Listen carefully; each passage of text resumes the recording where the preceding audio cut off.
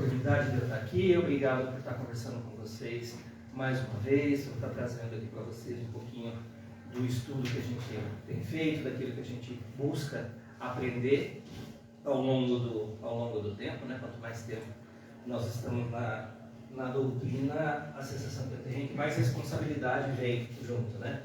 Então, Deus permite que eu consiga ter aí, atender aqui a expectativa, que eu consiga atender vocês. Aliás, parabéns a cada um de vocês, né? Um diazinho friozinho desse, gostoso para estar em casa, comendo pipoca, né? Assistindo Netflix, tá curtindo, tomando um chazinho, tá todo mundo aqui, né? Em busca de um conhecimento espiritual, em busca de melhora para a vida física, para a vida espiritual. E é isso que a espiritualidade nos traz quando a gente busca, né? Buscar e encontrar isso. Então, que o Senhor esteja conosco hoje. Esses tempos atrás eu estava conversando com alguns amigos, um deles psicólogo, né? Ele estava falando a respeito de relacionamento. E aí ele me contou uma seguinte historinha que eu queria compartilhar com vocês. Ele diz, historinha assim, ele falou, Alexandre, presta atenção, um bebê, quando ele nasce, né, ele é concebido, passa ali 9 meses em gestação na barriga da mãe. Tudo que esse bebê conhece é aquele universo onde ele está, é a barriga da mãe dele. Então ele sente o calor, ele sente a proteção da mãe. Quando o pai tem a oportunidade de estar ali com ele, de conversar, ele sente o amor do pai, ele sente a voz que o pai está falando com ele. E quando esse bebê nasce, ele não consegue perceber uma separação entre ele, o pai, a mãe, o mundo ou qualquer outra coisa. Porque na percepção dele, né, na cabecinha dele, tudo é ele. Né? Ele nasceu, ele veio para cá, então ele começou a perceber a mãozinha sendo desenvolvida, o coração, o cabelo, etc. E tal. Então tudo é ele, tudo gira em torno dele. Mas a partir do momento que ele vem para cá, que ele nasce separado da mãe, né, ainda assim ele sente, quando ele sente um afastamento, ele chora. Né, porque ele sentiu que está longe do calor da mãe, do cheiro, daquela voz do pai, aquele ambiente que ele conhece. Então, para ele, tem alguma coisa faltando no mundo dele. E ele não consegue entender o que é ainda. Ao longo do tempo, isso vai se desenvolvendo. Até que um dia, né, esse cidadão para na frente de um espelho e ele vê o corpinho dele. Ele olha para o espelho, ele vê a imagem dele refletida e ele fala lá, eu. Né? Existe eu. E a partir desse dia que ele começa a ver que existe ele, que existe eu, ele começa a perceber naturalmente que existem coisas e pessoas que não são ele. Existem outras pessoas com as quais ele precisa se relacionar. Ele precisa chorar, vem a mãe e cuida dele, vem o pai dar um banho. Então ele começa a perceber que existem coisas que ele faz que despertam sensações, vontades e respostas em outras pessoas. Acho que todos nós passamos por isso, né? E a partir do momento que a gente descobre isso, a gente descobre que a chave para a gente viver bem neste mundo é conseguir se relacionar bem com as outras pessoas. Porque quanto melhor a gente se relaciona com os outros, tende a ser mais fácil a nossa vida. Nós tendemos a ter menos conflitos, tendemos a ter menos dificuldades. Então, desde esse momento, né, pequenininhos ali, que nós tomamos consciência de nós mesmos, nós tomamos consciência do outro e muitas vezes vamos até desencarnar trabalhando esses relacionamentos. Né? Relacionamento com uma pessoa, com outra, por aí vai. Então, quanto que a gente vai durante a nossa vida, em quantas pessoas a gente vai encontrar? Inúmeras. Algumas pessoas vão ficar mais próximas, outras pessoas só vão passar. Quando é pequeno, nós vamos em sala de aula, cada ano a gente conhece 40, 50 pessoas e por aí vai. E nem todas essas pessoas ficam na nossa vida.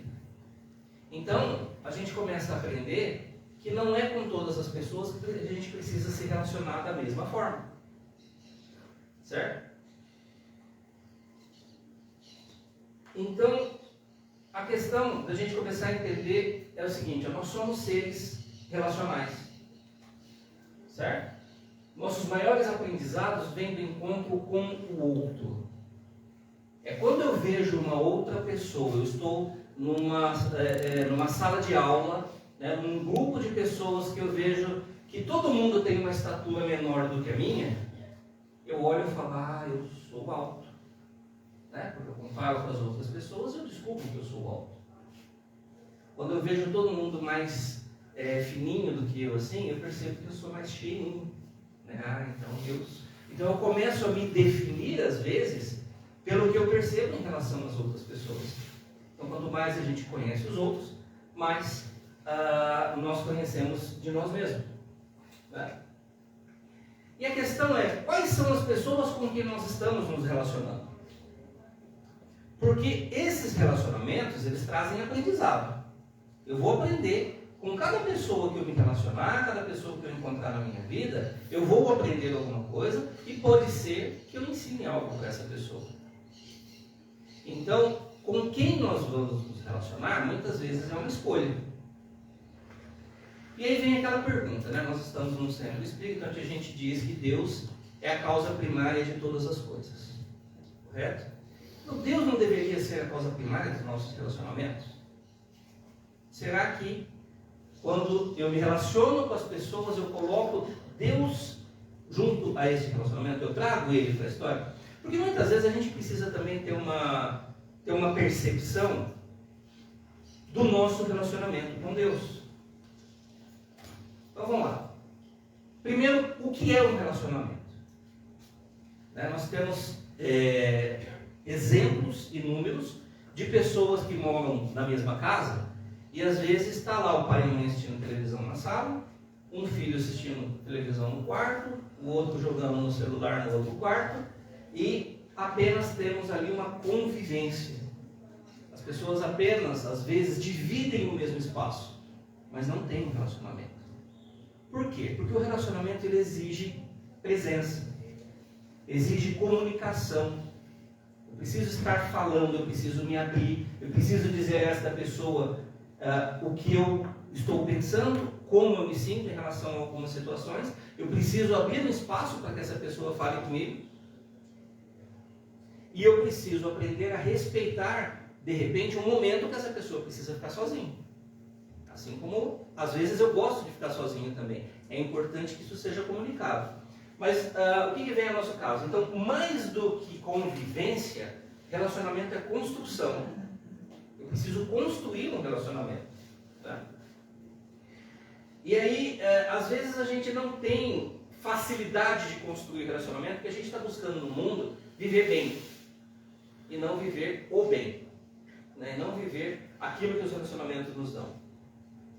Então, todo relacionamento exige presença, comunicação, entrega, paciência. E é através dos outros que nós conhecemos as nossas sombras, é através dos outros que nós conhecemos a nossa luz. Todas as vezes que eu me relaciono com as pessoas, eu desperto algo nessas pessoas e elas despertam algo em mim.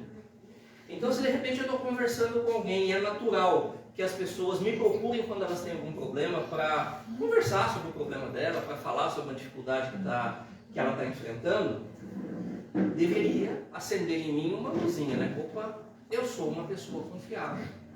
Eu sou uma pessoa que está aqui e as outras pessoas podem contar comigo no momento que elas precisam. Isso é bom ou isso é ruim? Depende do objetivo que a gente quer. Tudo depende do objetivo que a gente quer. O que eu desperto na outra pessoa?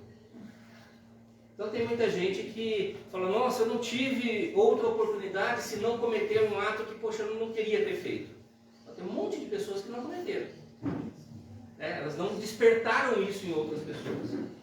Então, a pergunta vem, né? O que nós estamos despertando no outro? Então, como uma ferramenta de evolução, os relacionamentos são o instrumento mais útil que a espiritualidade nos traz. Eu não sabia que o tema do nosso livrinho hoje seria isso. Né? E de novo ele trouxe aqui falando sobre os relacionamentos. Relacionamentos, dificuldades que nós podemos ter em casa, que nós podemos ter no trabalho. Porque assim, a gente pode escolher, muitas vezes, né? Nem sempre, a gente pode escolher se relacionar com aquelas pessoas que nós temos afinidade.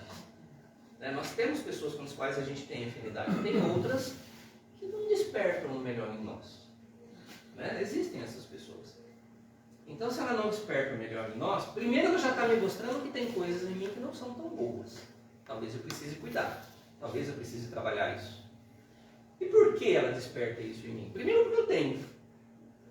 Nada ia ser despertado. Não ia despertar um ciúme, despertar raiva, despertar inveja. Às vezes a gente fica com vergonha de falar que tem inveja, né? Eu não tenho inveja. É um sentimento humano. Todo mundo tem um pouquinho, naturalmente, algumas pessoas. Não sei se diretores da casa, se os palestrantes têm, normalmente não tem, né? O dia que vocês vierem assistir uma palestra, gente, a pessoa que estiver falando aqui, assim, não tiver inveja, orgulho, essas coisas, vocês já desencarnaram, não vai falar nada para vocês, não, mas vocês já estão em outro plano, porque essa pessoa não vai estar aqui. Nós estamos num plano de provas e expiações, todo mundo está no mesmo barco. A gente só tem, de repente, algumas pessoas têm um pouquinho menos de vergonha, né, falar, outro tem um pouquinho, mas muitas vezes aquela pessoa que está quietinha, acanhada ali, ela tem muito mais conhecimento do que quem está falando. Mas a questão é a gente poder olhar para a gente mesmo e a gente entender que os relacionamentos são um instrumento para a nossa evolução. Se é um instrumento para a nossa evolução, a gente devia fugir deles? Talvez não. Eu devo me afastar de relacionamentos difíceis? Bom, primeiro depende. Vamos lá, a gente não tem que ser masoquista. Tem um relacionamento ali que eu não gosto, que me faz mal, mas eu vou ficar insistindo nele. Para quê, Brasil? Não tem a menor necessidade. Agora tem alguns relacionamentos dos quais eu não consigo me afastar. Eu não consigo afastar dos maiores professores que a espiritualidade coloca na minha vida. De repente um pai, uma mãe, um irmão. Vocês conseguem pensar em mais algumas pessoas assim? Difíceis, que despertem coisas boas em vocês? Não vale sobre sogra. Tá? Eu sei que vocês estão pensando, né? Aquela pessoa que eu me casei, meu Deus, eu não escolhi aquela pessoa, não. Porque normalmente quando a gente é convidado, tem um casal namorados ali, eles vão casar. A gente já olha para eles e fala, ih, coitado, Poxa, a gente é espírita, a gente sabe que o relacionamento é a maior escola que existe. Talvez a nossa postura deveria ser diferente, né? Parabéns que vocês vão se casar. Agora você vai aprender a maior lição de todas que nós temos nessa vida. Nenhum outro relacionamento terrestre ensina tanto quanto o casamento. Ensina. E tem vezes que a gente fala assim, não casar não, dá muito trabalho. Dá mesmo. Dá mesmo. Porque exige comunicação, exige entrega, exige renúncia, exige paciência. E não é para isso que a gente veio aqui? Porque às vezes a gente fala assim, não, eu tenho livre-arbítrio. A gente tem livre-arbítrio? Quem acha que a gente tem livre-arbítrio? Então, vamos lá, conversem comigo. Temos. Beleza. Eu acho que a gente tem, mas eu entendia livre-arbítrio de um jeito diferente antes. Eu demorei um pouquinho para chegar onde eu estou hoje, pode ser que amanhã eu entenda diferente também e está tudo certo, Mas antigamente eu achava que livre-arbítrio eu ia poder fazer o que eu quisesse a qualquer momento e pronto. Mas agora com o tempo eu estou percebendo que assim, o livre-arbítrio, o espírito tem um livre-arbítrio. E como espírita, olha que doido, a gente gasta o nosso livre-arbítrio, a maior parte dele lá na eletricidade. Não gasta aqui. Então, nós como espíritas, acho que a maioria é frequentador da casa, tem gente vindo pela primeira vez? Não. A gente não vou pedir para vir aqui na frente se apresentar, relaxa. Não, Quando a gente estuda um pouquinho do espiritismo, a gente vê que existe uma coisa chamada planejamento reencarnatório. Ou seja, vou reencarnar. Então, Alguns amigos espirituais se reúnem ali e falam, vem cá, vamos lá. O que você quer fazer nessa encarnação sua? E lá em cima, como espírito, eu tenho alguns valores que de repente quando eu chego aqui mudam. Quais são meus valores quando eu sou espírito? Eu quero estar mais próximo de Deus. Eu quero aprender a ter paciência, eu quero diminuir o meu orgulho, eu quero diminuir minha vaidade, né? Eu quero reatar um relacionamento com alguém que eu tenha feito mal, alguém que eu tenha prejudicado. E normalmente a gente pede um monte de coisa, né? A espiritualidade olha, fala, cara, você não vai dar conta disso aí tudo não, mas vamos fazer o seguinte, dessas 80 coisas que você pediu aí, nós vamos pegar 10. Eu acho que de 10 talvez você dê conta. E tal, lá, Alexandre, não, só 10, rapaz, você é doido, eu consigo fazer isso aí fácil. Não, vamos pegar essas 10 pessoas aqui, essas 10 situações aqui. Aí de repente, então vamos lá, tem uma pessoa aqui que você prejudicou na vida passada, é verdade. Então vamos colocar ela na sua vida, ok? Não, ok, beleza. Aí vai conversar com a pessoa. Quando alguém nos prejudica, a gente fica feliz? Não. Normalmente não. Né? Então normalmente quando a gente prejudica os outros, essa pessoa também não está muito feliz com a gente. Mas Deus quer que a gente seja todo mundo irmão. Né? Quer que todo mundo seja amigos. Então a espiritualidade chega para essa pessoa e fala, olha, Alexandre vai reencarnar e gostaria de ter uma oportunidade de resgatar aquilo que ele fez com você. Não, Deus me livre, eu não quero nem ver mais ele pintado de ouro na minha frente. Não, vamos lá, dá uma chance para ele, né, tal, etc e tal. Vamos que vamos. Conversa vai, conversa vem. Não, então vamos lá, vai. Para você ter uma boa chance de estar junto com essa pessoa, você vai casar com ela. Quando você estiver encarnando, tá bom? Vai ter bastante tempo, vocês vão viver juntos durante muito tempo, vai ser legal. Tá, teve uma encarnação passada aí que eu era bem mauzão. Sabia, eu tirei a vida de algumas pessoas. Como é que eu faço para resgatar alguém? Né, para me reparar com alguém que eu tenha tirado a vida? A espiritualidade olha e fala, olha, uma maneira de você reparar alguém que você tirou a vida é você devolver a vida. Então vem cá, fulano, a gente tirou a sua vida, ele vai te dar a vida. Você vai ser filho dele. Né? Aí a espiritualidade fala, esse cara não vai aguentar isso aí não. Vamos pegar um aqui que é amigo dele, vamos mandar como filho também, ele vai dar uma equilibrada. Né? Aí vem o Alexandre. Nasce, né? A hora que chega na juventude, o que o Alexandre está buscando? Evolução, entendimento, paciência, está perto de Deus? Dificilmente, né? Ele está querendo alguém bonito, inteligente, bem-sucedido, né? Os valores mudam. E ele tem livre-arbítrio para escolher? Já gastou o livre-arbítrio lá atrás. Né? Vamos seguir o planejamento reencarnatório? Aí está lá casado com uma pessoa, de repente fala, meu Deus, não pode ser que eu tenha escolhido essa pessoa. Nunca. Eu não faria isso. E está a gente com raiva da pessoa que está nos dando a oportunidade dos redimirmos. Né? E aí, eu ainda tenho livre-arbítrio, né? De repente posso jogar tudo por alto, falar, quer saber, não vou tocar nada disso aqui mais, deixa para a próxima. Lá, a espiritualidade falou que talvez 10 coisas eu conseguiria resolver e eu queria 80. Tá bom, né? Vamos jogar isso daí para a próxima vez. Porque Deus é misericordioso, bom, ele não vai prejudicar, né, o Alexandre, nem o outro espírito que deu a oportunidade de estar junto com ele. Mas estamos nós desperdiçando uma oportunidade gigantesca de aprendizado, de crescimento e de evolução. Então, vamos ainda pegar esse cenário, né? Puxa, eu me dou tão bem com um filho meu, por que o outro é tão difícil? Por que meu cônjuge é tão complicado? Porque se o problema fosse eu, não ia me dar bem com ninguém, né? Mas eu me dou bem com algumas pessoas. Talvez essas outras pessoas tirem a gente da nossa zona de conforto. Exijam da gente entendimento, exijam da gente paciência, coisas que normalmente a gente não está com aquele pique de desenvolver. Né? Não está com aquela energia toda. Mas é para isso que o relacionamento serve.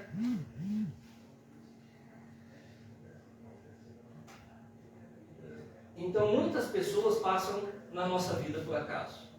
mas nenhuma fica por acaso. Aquelas pessoas que vão se aproximando, que vão ficando com a gente, elas têm um motivo. Tá? No Evangelho segundo o Espiritismo, ele tem um capítulo que fala o homem de bem. Eu vi que vocês fazem um estudo do Evangelho, fantástico, né? E neste capítulo, o homem de bem, ele resume todas as características que um espírita deve procurar desenvolver em si mesmo. Mas se a gente fizer um resumo do que diz o homem de bem, e trazendo para o nosso contexto de relacionamento, basicamente ele vai dizer que nós precisamos desenvolver 3 relacionamentos. Nós precisamos definir o nosso relacionamento com Deus. Precisamos depois, porque o nosso relacionamento com Deus direciona todos os nossos outros relacionamentos. Depois o relacionamento conosco mesmo, parece que não, mas não é tão simples assim. E por fim, o relacionamento com os outros. Então vamos falar do nosso relacionamento com Deus primeiro, né? Primeiro vamos fazer uma seguinte pergunta: existe um relacionamento com Deus? Com comunicação, com entrega, com paciência e com presença? Porque assim, muitas vezes, você já deve ter passado por isso, né? Se eu até que chega aqui e fala assim, nossa, tem uma pessoa que eu conheci, eu fui num evento em Marília, conheci uma pessoa lá, nossa, super gente boa, a pessoa conhece muito da doutrina, uma pessoa do bem, simpático, extremamente agradável. Vocês precisam ver que pessoa fantástica, né? No outro dia ele vem e fala a mesma coisa. No terceiro dia que ele fala isso, eu já estou gostando da pessoa, nunca nem vi, mas eu já gosto dele, né? Quando essa pessoa chega aqui, eu já vou de braço aberto receber a pessoa. Eu já ouvi falar tão bem dela, que deve ser legal, deve ser uma pessoa do bem. O inverso é verdadeiro, né? Quando a gente está do lado de alguém que a pessoa só fala mal, a hora que você conhece a pessoa, você já vai armado, né, para receber aquilo ali. E às vezes o nosso relacionamento com Deus é por aí. Né? Por quê? Porque a gente nasce, o pai e a mãe falam que tem que rezar, que tem que orar, que Deus é bom, que Deus é tolerante, que Deus é legal, que Deus é simpático. E a gente cresce ouvindo isso, tá bom?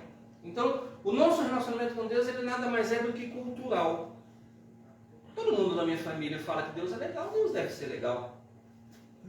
Mas às vezes a gente não se permite ter um relacionamento interno com Ele.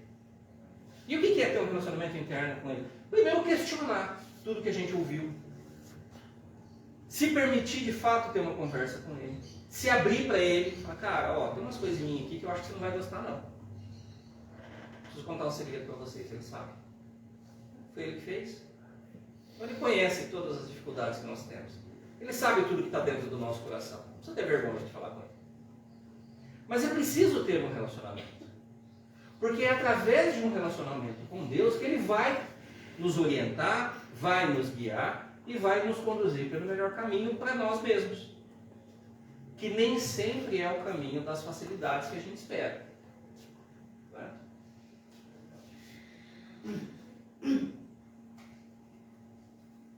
A gente adora a Deus. Existe um movimento de adoração a Deus.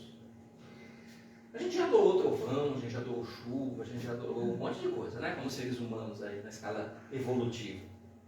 Hoje nós dizemos que a gente adora a Deus. Se a gente não adora a Deus, tem alguma coisa errada. Pode adorar, né? Deus é soberanamente justo, bom, é o nosso Criador. Está tudo certo nós adorarmos a Deus, não tem problema nenhum. A questão é a gente resumir o nosso relacionamento com Ele a isso. Né? Nós rogamos para Ele quando a gente tem alguma dificuldade? Se não estivermos fazendo, também não tem muita confiança. Podemos rogar, não tem problema nenhum. Vamos pedir a Deus sim, que nos ajude, que nos oriente, que nos guie. A questão, de novo, é que às vezes a gente para aqui, né? Adoração e dificuldade. Viramos pedintes e adoradores. Em nenhum momento a gente se coloca na situação de, Senhor, fazei-me de mim um instrumento da sua vontade. O que eu posso fazer pela gente hoje.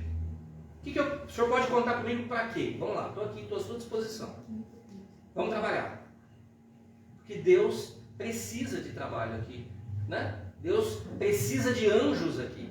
E muitas vezes nós podemos ser anjos na vida de outras pessoas. Olha o trabalho que essa casa aqui faz. Quantas pessoas são beneficiadas pelo trabalho de pessoas que estão aqui, muitas vezes nem aparecem. Nós todos podemos fazer isso. Mas nós precisamos entender que existe um relacionamento.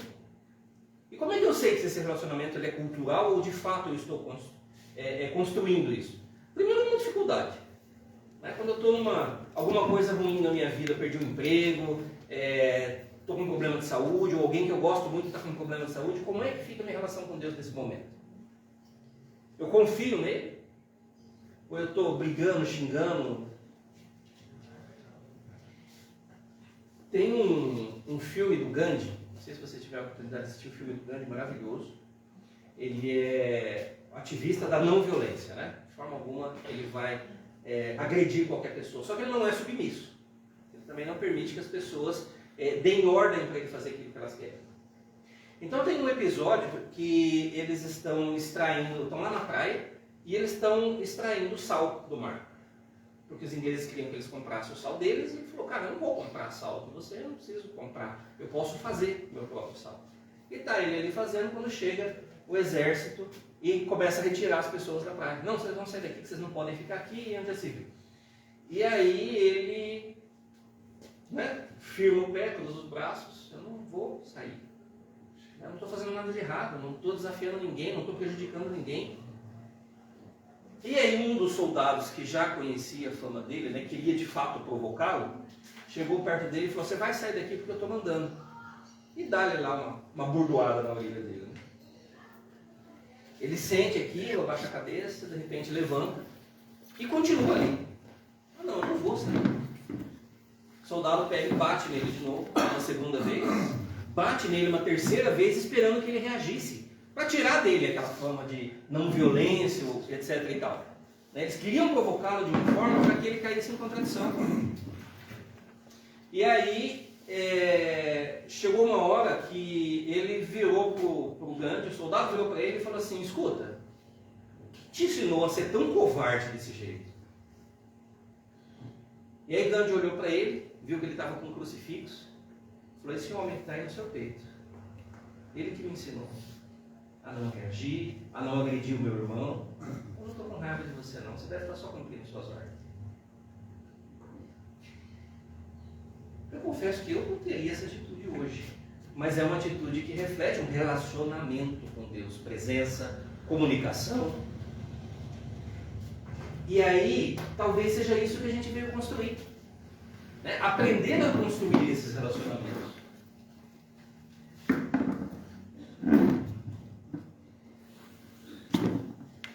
Tem uma pergunta no Livro dos Espíritos, né? 963, né? Deus se ocupa pessoalmente de cada um de nós? Foi uma coisa que eu já pensei, confesso. Rapaz, tem 1 bilhão de seres humanos no mundo. Será que Deus está olhando para mim?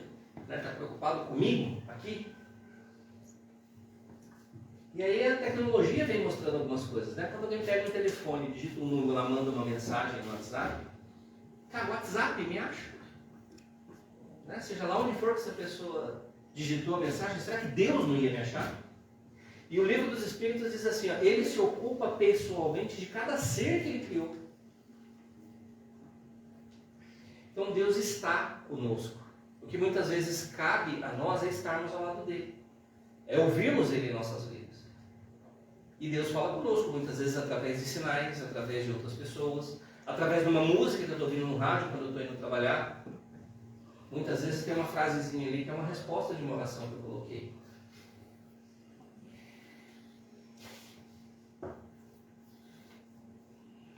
O nosso relacionamento conosco. Uma vez que eu estou trabalhando o meu relacionamento com Deus, eu preciso começar a olhar para dentro de mim.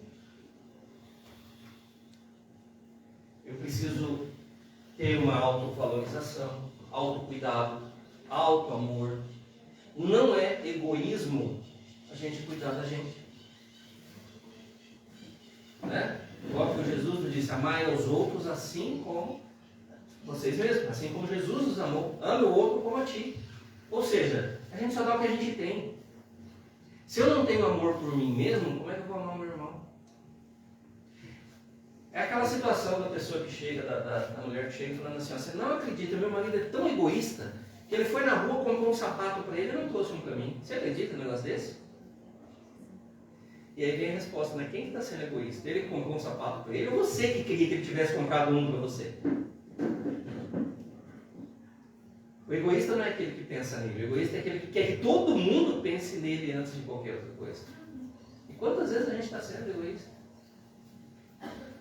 Às vezes a gente acha que o outro deveria pensar na gente quando a gente mesmo não pensa. A gente não se respeita, às vezes a gente não se valoriza, a gente se submete a relacionamentos que nos prejudicam, que nos fazem mal. E a gente nem sabe em nome do quê. Né? Será que às vezes é porque isso aqui eu conheço? Não quer dizer que é bom, mas vamos tocando. Tocando quer dizer o quê? Vamos esperar morrer, e aí passa. Né?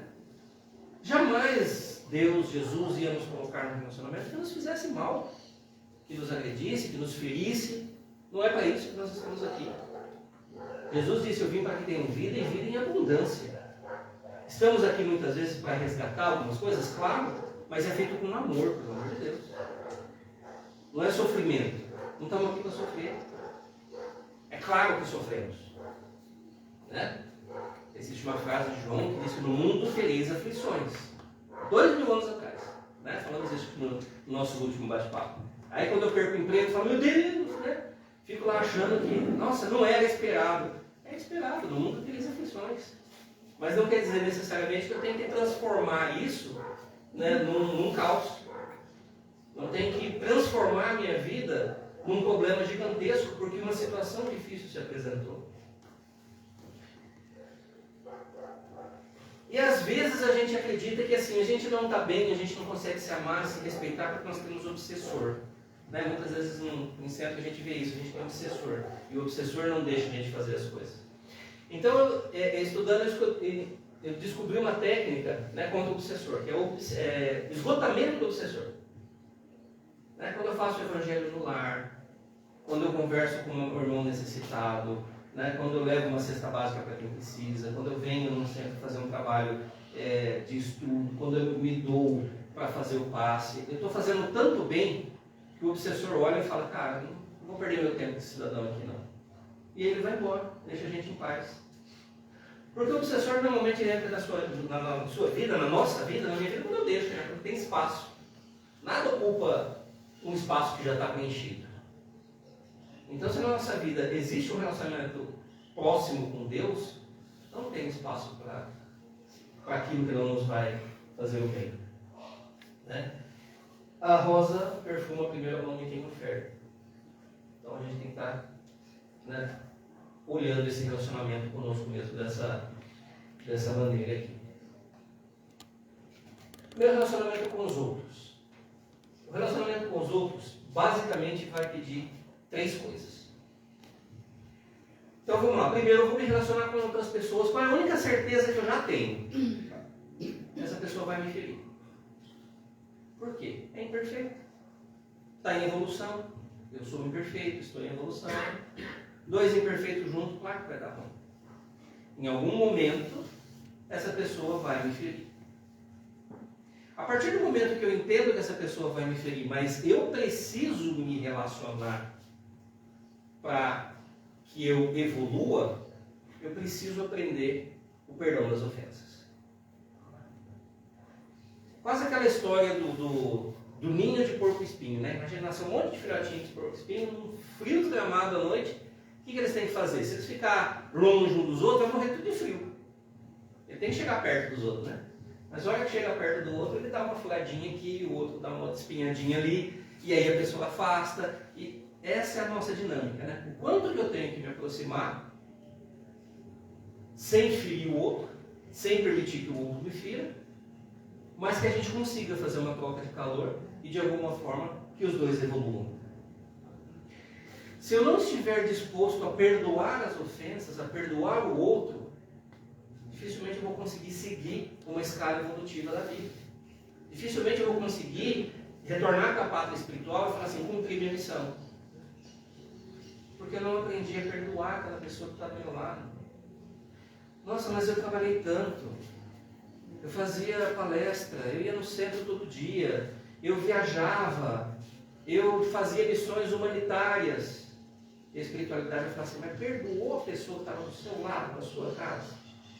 Você aprendeu a cuidar do seu filho, da sua esposa, das pessoas que conviviam na sua família? Você se doou a eles? Ah, eu me doei, eu fiz o máximo que eu podia, mas a pessoa não deixava. A pergunta é, você fez a sua parte? Né? Se você fez a sua parte, cabe ao outro, que também está em evolução e de repente não está no momento de se desenvolver. E aí é com ele. Desde que a gente faça aquilo que cabe a cada um de nós. Então, primeira coisa, perdão das ofensas, né?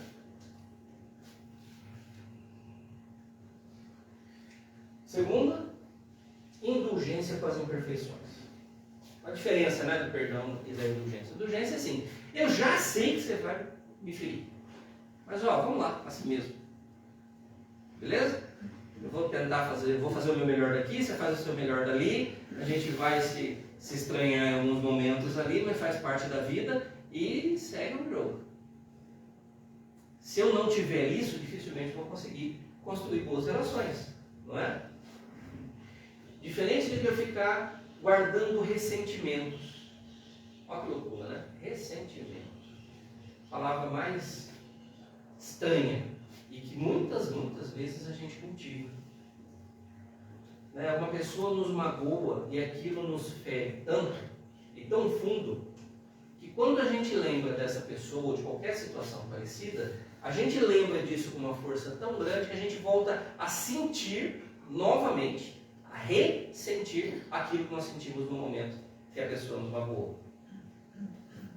Olha que doido, né? Padre Léo tem uma história que eu acho fantástica falando de ressentimento, né? Ele fala assim, ó, o ressentimento é como se a gente, no almoço de domingo, hoje, eu vou fazer um prato principal ali, vai ser frango com batata. Né? Então eu vou descascar as batatas, abro uma sacolinha, coloco as cascas de batata dentro dessa sacola, eu vou desossar o frango, coloco os miúdos do frango ali dentro, os ossinhos, etc e tal. A hora que está tudo pronto, eu pego essa sacola com os restos, né? Tudo aquilo que não vai ser usado, eu dobro, levo na minha despensa, coloco ali e coloco a data. Ó, dia 13 de junho de 2025. De vez em quando eu quiser lembrar o que eu comi nesse domingo mesmo, eu vou lá nessa despensa, pego essa sacolinha, abro e falo, foi frango com batata ali, ó. Tem um resto de frango que não está legal mais, né? A aparência já não vai estar muito boa, o cheiro não vai estar muito agradável, mas olha, ajuda a gente a lembrar. É isso que é o ressentimento. Tem uma situação extremamente difícil e a gente guarda a dor, a raiva, o sentimento de traição, a mágoa. Muitas vezes a pessoa está seguindo a vida dela e a gente está preso nesses sentimentos que nós não permitimos nos libertar. De novo, né? Emmanuel nos diz que a espiritualidade superior não vai sair lá dos planos superiores, atravessar o umbral inteiro e chegar até aqui para derramar remédio doce em coração amargo. Todo o processo de cura, ele vem de dentro para fora. Se eu preciso me curar, eu preciso desejar ser curado. Para desejar ser curado, eu preciso perdoar. Como é que eu perdoo uma pessoa que nunca me pediu perdão? O perdão está em você. A pessoa não precisa pedir. A situação dela é com ela e a vida vai se encarregar dela. E está tudo certo. A nossa questão é com a gente. Poxa, mas essa pessoa já se foi. O que eu faço? Se foi, para onde? Porque se ela se foi para o plano espiritual, ela está aqui. Está no plano espiritual. A gente pode sim, em oração, pedir perdão a ela, pode perdoá-la, pode fazer uma oração com o anjo da guarda dela, ou pode fazer o bem a alguém que ela gostava aqui, ou fazer o bem a outra pessoa e colocar isso em homenagem. inúmeras situações quando de fato a gente quer fazer isso. E o primeiro beneficiado disso tudo, vocês adivinharam, é a gente mesmo, né? Claro. E aí a terceira é a benevolência para com todos. Todos. Né? Não é só com quem eu gosto, não é só com quem eu me dou bem. Benevolência para com todas as pessoas. Eu tenho que fazer o meu melhor em cada relacionamento que eu me propuser a ter. Eu preciso acreditar que essa pessoa também é filha de Deus. Ela tem coisas boas dentro dela. Então, eu não posso ficar olhando as pessoas apenas com o filtro de coisas erradas que me passaram dela ou de situações difíceis que vieram a acontecer. O que não quer dizer necessariamente, claro, que eu tenho que querer do meu lado sempre uma pessoa que me magoou, que me maltratou e permitir que ela faça isso de novo. Isso é falta de amor próprio. Então, perdoo, te entendo, abraço. Tem aquela música que fala assim, eu até te amo, mas eu me amo mais. Então a gente tem que se amar em primeiro lugar. Está tudo bem. Tem um livro espírita chamado Vida e Sexo, que tem uma frase que o mentor espiritual fala assim, muitas vezes a mágoa e o ressentimento destrói muito mais do que a ofensa. Porque a ofensa em si, ela é só uma situação. E a mágoa e o ressentimento, às vezes a gente carrega pela vida toda. Então a gente precisa ter cuidado com essas coisas.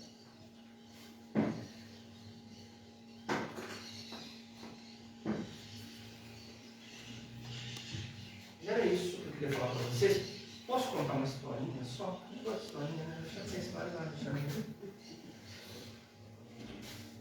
para ressaltar essa questão de relacionamento, né? Como é que está o nosso relacionamento com Deus, conosco e com os outros? Tem uma historinha que diz que tinha um artista na cidade, uma pessoa muito querida, fazia o bem para todo mundo, e todo mundo gostava dele, assim, demais. Tudo que ele inventava de fazer, as pessoas iam lá e prestigiavam, né?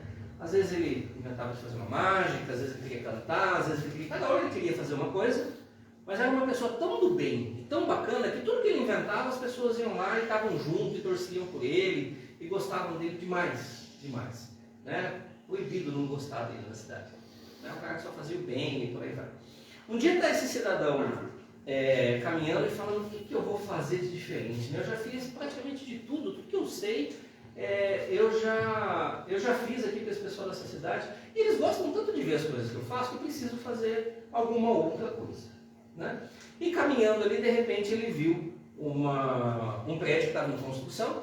Esse prédio estava em frente de um outro prédio que já era habitado, era um prédio que embaixo era comercial, em cima residencial. Ele ficou olhando os dois prédios assim e falou, já sei o que eu vou fazer.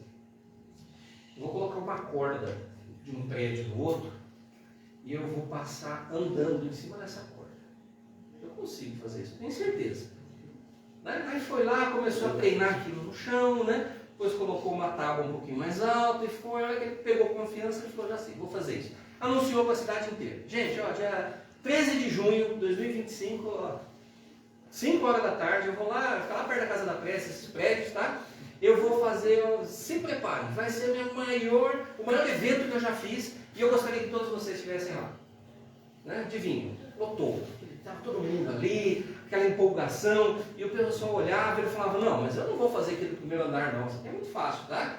Eu vou fazer lá do 10º andar, para vocês, daqui todo mundo vai conseguir enxergar, tem um irmão aqui que vai transmitir, vai estar sendo filmado, vocês vão ver que bacana que vai ser isso aqui.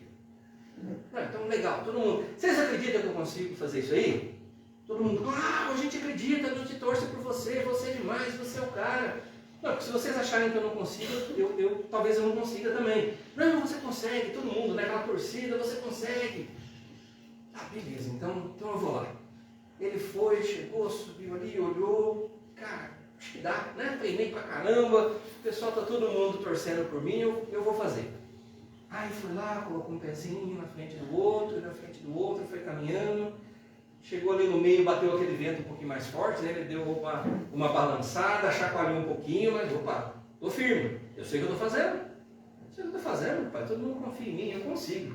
E foi, caminhou, chegou lá do outro lado, que era o prédio em construção. E todo mundo, né, explodiu em palmas. Ah, a gente sabia que você conseguia, a gente acredita em você. Parabéns, você é demais. Ele parou e falou assim, isso aqui foi muito fácil. Foi muito fácil. Todo mundo confia mesmo que eu consigo. Eu vou fazer o seguinte, tem uma carriola aqui, ó, cheia de material de construção.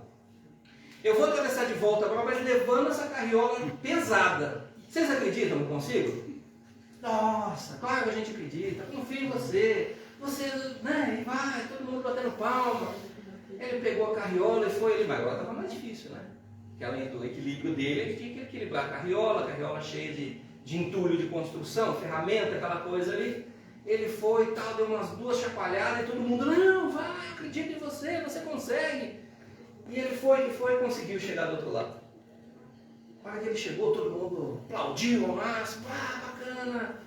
Ele parou, olhou e falou, gente, vocês acreditam em mim mesmo, né? Não, a gente acredita, é legal. E vocês acreditam que eu consigo voltar agora com essa carriola levando uma pessoa aqui dentro?